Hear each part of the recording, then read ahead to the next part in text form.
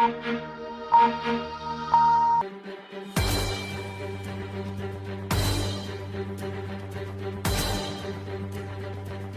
जा रहा है कि मरीन बस्तियों में वैक्सीनेशन को लेकर उस प्रकार का उत्साह नहीं दिखाई दिया जिसका प्रकार का उत्साह अन्य क्षेत्रों में है। ऐसे में हम राष्ट्रीय पिछड़ा वर्ग आयोग के उपाध्यक्ष हैं लौकिक प्रजापति जी, उनसे जानना चाहेंगे कि सर किस तरीके से आम जनता की इस योजना पर माननीय हैं प्रदेश के यशस्वी मुख्यमंत्री आदरणीय योगी आदित्यनाथ जी, देश के यशस्वी प्रधानमंत्री आदरणीय नरेंद्र मोदी जी द्वारा वैक्सीनेशन को लेकर के बड़े गंभीरता से कार्य करने का काम भी किया। और आपने देखा कि अभी प्रदेश के अंदर जो भी भारतीय जनता पार्टी के जनप्रतिनिधि हैं, चाहे वो सांसद हैं, विधायक हैं, निगमों के चेयरमैनों के, बोर्डों के मेंबर हैं, चेयरमैन हैं, वाइस चेयरमैन हैं, उन सबकी जिम्मेदारी लगा दी गई। सबको पीएचसी और सीएचसी को गोद लेने के लिए उनकी जिम्मेदारी दी गई है। और उनके क्षेत्र में जो भी मलिन बस्तियां हैं, जो भी पिछड़े वर्ग के लोग हैं, चाहे दलित वर्ग के लोग हैं, जो ऐसी बस्तियां जिनको अभी वैक्सीनेशन जहां नहीं हो पा रहा है, इसको देखते हुए उन सब जनप्रतिनिधियों को एक एक सीएससी पीएचसी गोद लेने के लिए किया गया कि जिससे वो अपनी पीएचसी और सीएचसी के अंतर्गत आने वाले गांव, आने वाले मोहल्ले, आने वाली बस्तियों में जल्द से जल्द जो है वैक्सीनेशन का कार्य पूर्ण करा सके। ये एक बहुत सराहनीय कदम है। जैसे कि देखा जाए कि सरकार द्वारा बहुत कार्य किए गए हैं, लेकिन कहीं ना कहीं अभी ग्रामीण क्षेत्र की बात की जाए तो पिछड़ा वर्ग के लिए योजनाएं सरकार तो बनाती है, लेकिन जमीनी स्तर पर वो योजनाएं क्रियान्वयन नहीं हो पाती हैं। उसको लेकर आपका क्या? नहीं, जहाँ ये मैंने देखा है, क्योंकि आपकी बात बिल्कुल ठीक है, मैंने देश के अन्य कोने में भी मैं गया हूँ, लेकिन जहाँ तक उत्तर प्रदेश का मामला है, उत्तर प्रदेश इस बारे में सजग है। और उत्तर प्रदेश में जो भी भारत सरकार की, केंद्र सरकार की योजनाएं थे पिछड़ों का, दलितों के लिए, वो सब ज़्यादातर लागू करने का काम किया गया। चाहे किसानों के हित की बात थी, चाहे किसान पिछड़ों के हित की योजना थी। जैसे स्कॉलरशिप का मैटर रहा है पिछले, क्योंकि अभी तो कोविड की वजह से पूरे 2 साल ऐसे निकलते जा रहे हैं कि जिसमें हम कुछ कह नहीं सकते। लेकिन उसके अलावा भी जब मैं राष्ट्रीय पिछड़ा वर्ग आयोग में गया था, तो जब हमने अलग अलग प्रदेशों की समीक्षा बैठकें की,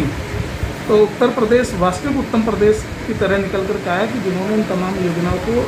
जो लाभान्वित योजनाएं थे, जो लाभान्वित लोग होने चाहिए थे, उनको करने का काम किया। आप जनवाणी न्यूज़ के माध्यम से क्या अपील करना चाहेंगे जो लोग अभी वैक्सीनेशन नहीं करा?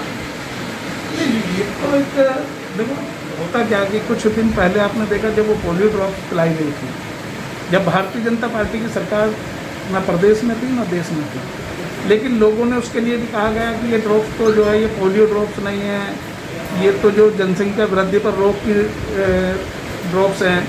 लेकिन आपने देखा कि आज जब पोलियो ड्रॉप्स पूरे जन जन तक जब पहुंचने का काम किया, बच्चों को पहुंचाने का काम किया, तो आज हम पोलियो पे निजात पाए हैं। इसलिए मेरा समस्त क्षेत्रवासियों से, देशवासियों से, प्रदेशवासियों से निवेदन है कि वैक्सीनेशन को लेकर के जो डर लोगों के, मैंने दोनों डोज ली हैं, मेरे परिवार में कोई नहीं बचा जो 18 साल और 18 साल प्लस है कि जिसको वैक्सीनेशन ना हुआ है। तो इसलिए सबको वैक्सीन लगवानी चाहिए और एक दूसरे लोगों को प्रेरित भी हमें करना चाहिए कि कोविड-19 से बचाव केवल एक वैक्सीन ही है। ये हम कहते हैं कि मास्क और 2 गज की दूरी, ये बहुत ज़रूरी बिल्कुल होना चाहिए, लेकिन अगर हमें इसे जड़ से समाप्त करना है तो वैक्सीनेशन कराना बहुत ही ज़रूरी है। पिछड़ा वर्ग को देखते हुए क्या सरकार अन्य योजनाएं ला रही है जिससे कि अधिक से अधिक युवाओं को रोजगार मिले और उनका विकास हो सके? क्या इस पर कोई योजना का काम चल रहा है? अभी आपने देखा है कि तमाम जो केंद्र की सरकार ने, तो आदरणीय देश के प्रधानमंत्री नरेंद्र मोदी जी का वक्तव्य जब भी आता है, उनका एक नारा होता है कि इस देश के किसान, मजदूर, पिछड़े, दलित, झुग्गी झोपड़ी, इसके अलावा उनका कोई वक्तव्य नहीं होता है। और इन सबकी चिंता करने का भी काम किया है। और आपने तमाम ऐसी लाभान्वित योजनाएं लागू करने का काम किया है कि खुले में शौच मुक्त भारत बनाने का मामला हो, चाहे प्रधानमंत्री आवास योजना हो, चाहे आपको जैसे जहाँ जहाँ बिजली के कनेक्शन जिन लोगों को नहीं मिलते थे उन्हें फ्री में बिजली के कनेक्शन देने का काम किया गया हो, उज्ज्वला गैस योजना हो,